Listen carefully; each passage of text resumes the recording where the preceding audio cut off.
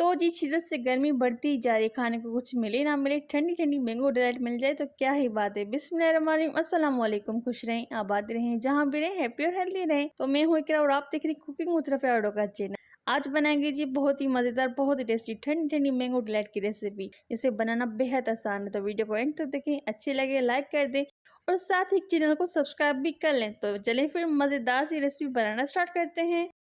तो सबसे पहले मज़ेदार सी बेस रेडी कर ले। तो यहाँ पर आप कोई भी बिस्किट्स ले सकते हैं। तो यहाँ पर हमने हमारे बिस्किट्स लिए, जो कि हम चॉपर में ऐड कर देंगे। सारे बिस्किट्स ऐड करने के बाद इसको हम कवर लगा कर अच्छी तरीके से ग्राइंड कर लेंगे, या फिर चॉपर में ऐड करके चॉप कर लेंगे इस तरीके से, ताकि इसका अच्छा सा पाउडर बन के रेडी हो जाए। तो यहाँ पर आप देख सकते हैं अच्छी तरीके से इसको हमने क्रश कर लिया है। मेल्टेड बटर शामिल कर देंगे 1/4 कप। मक्खन ऐड करने के बाद इसको कवर लगाकर अच्छी तरीके से मिक्स कर लेंगे, ताकि मक्खन जो है ना बिस्किट में अच्छी तरीके से मिक्स हो जाए। तो इसको आप चम्मच की मदद से भी मिक्स कर सकते हैं। यहाँ पर आप देख सकते हैं हमारा मज़ेदार सा बेस रेडी हो चुका है। तो यहाँ पर हमने 7 गिलास लिए, आप किसी भी कप में गिलास में इसको ऐड कर सकते हैं। यहाँ पर इसमें ऐड कर देंगे पेस्ट, जो कि हमने बनाई थी बिस्कुट्स और मक्खन के साथ। 2-2 चम्मच इसमें ऐड कर दे जाएंगे बिस्किट्स को, और अच्छी तरीके से इसको हम फिर प्रेस करेंगे, इसकी लेयर बना देंगे। तो हम बनाने जा रहे हैं लेयर वाली मैंगो डिलाइट की रेसिपी। तो ये बहुत ही मज़े की डिलाइट बन के रेडी होगी। आपने जस्ट वीडियो को फुल फॉलो करना है। इस तरीके से इसको हम स्लाइटली सा प्रेस कर लेंगे। तो प्रेस करने के बाद इसको हम रेफ्रिजरेटर में रखेंगे 10 मिनट के लिए, जब तक ये अच्छी तरीके से सेट हो जाए। तो यहाँ पर हम जेलेटिन मिक्सचर रेडी कर लेते हैं। एक बोल या फिर एक कटोरी में कर देंगे ठंडा पानी। एक ठंडा पानी हमने लिया, इसके अंदर हम शामिल कर देंगे 1 बड़ा चम्मच जेलेटिन पाउडर का। तो आप यहाँ पर ध्यान रखिएगा, तो यहाँ पर हमने हलाल जेलेटिन पाउडर लिया, तो आप हलाल जेलेटिन पाउडर लीजिएगा 1 बड़ा चम्मच। पानी में कर देंगे जेलेटिन को, अच्छी तरीके से इसको मिक्स कर लेंगे, ताकि जेलेटिन जो है ना अच्छी तरीके से इसमें ब्लूम हो जाए, यानी कि मिक्स हो जाए। अब इसको अच्छी तरीके से मिक्स करने के बाद इसको 1 मिनट के लिए कवर लगाकर साइड पर रखेंगे। 1 मिनट के बाद इस मिक्सचर को ऐड कर देंगे फ्राई पैन में या फिर किसी सॉस पैन में, और इसको 1 मिनट के लिए मीडियम हाई फ्लेम पर मिक्स करेंगे, ताकि इसमें कोई भी लम्स वगैरह ना हो। अब इसको हम ठंडा करने के लिए रखेंगे साइड पर, इसके हम फ्लेम बंद कर देंगे। अब किसी बड़े बोल में या फिर किसी मेजर कप में ऐड कर देंगे चीज़ क्रीम, जो कि हमने 300 ग्राम ली थी। तो इसमें आप कोई भी चीज़ क्रीम ऐड कर सकते हैं। तो चीज़ क्रीम ऐड करने के बाद इसको हम जो है ना इस तरीके से बीट कर लेंगे बीटर की मदद से। तो तकरीबन इसको 2 मिनट के लिए हम बीट कर रहे हैं, ताकि इस तरीके से चीज़ क्रीम हमारी मिक्स हो जाए। अगर इस स्टेज पे वीडियो अच्छी लगे तो लाइक ज़रूर कर दीजिएगा, चैनल पे नहीं तो सब्सक्राइब ज़रूर कर दीजिए, कर दीजिए एक छोटा सा प्यारा सा कमेंट। अब इसमें शामिल कर देंगे पाउडर शुगर। तो यहाँ पर आप आइसिंग शुगर या फिर शुगर भी ऐड कर सकते हैं। पाउडर शुगर ऐड करने के बाद इसको अच्छी तरीके से बीट कर लेंगे, ताकि इस तरीके से मिक्स हो जाए क्रीम में। तो चीनी को इस तरीके से हमें मिक्स कर लेना है, यानी कि शुगर पाउडर को मिक्स कर लेना है चीज़ में। सबको इस तरीके से मिक्स करने के बाद हम शामिल कर देंगे फ्रेश क्रीम 250 ग्राम। तो यहाँ पर आपने क्रीम ऐड कर दी है या फिर व्हिपिंग क्रीम, तो ये आपके ऊपर डिपेंड करना है कि आप इसमें फ्रेश क्रीम ऐड करें या फिर कोई भी क्रीम या फिर व्हिपिंग क्रीम।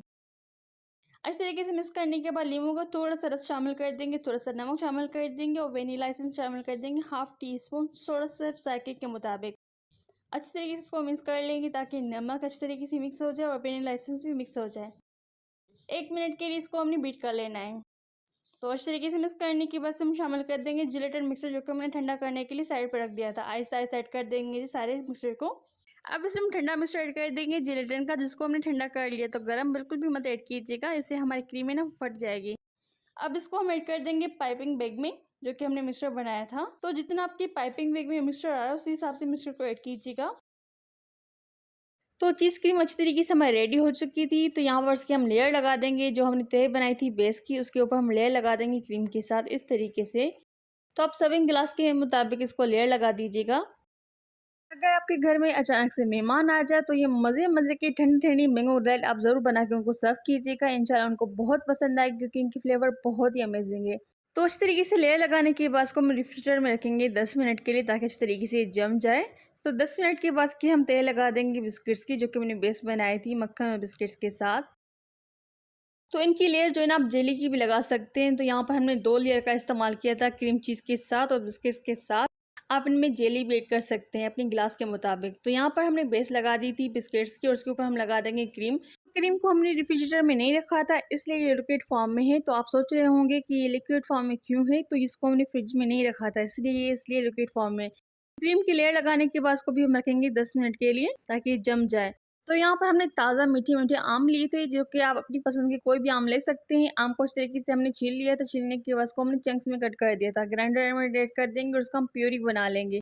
तो आप देख सकते हैं इसकी हमने प्यूरी बना ली थी। अब इसको हम छान लेंगे छन्नी की मदद से, ताकि इसमें कोई भी लम्स वगैरह ना हो।